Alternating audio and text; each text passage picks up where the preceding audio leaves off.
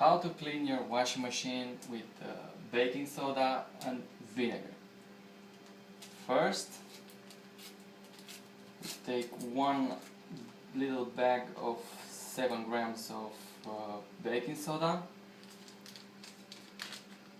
Just put it inside the washing machine.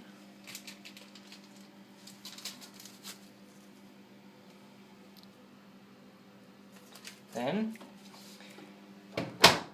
close the door, take the vinegar, 1 liter of simple vinegar, wine vinegar,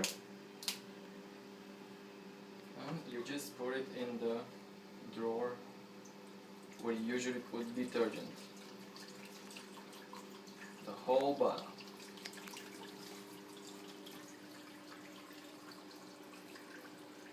It's gonna go all into the washing machine. There you go.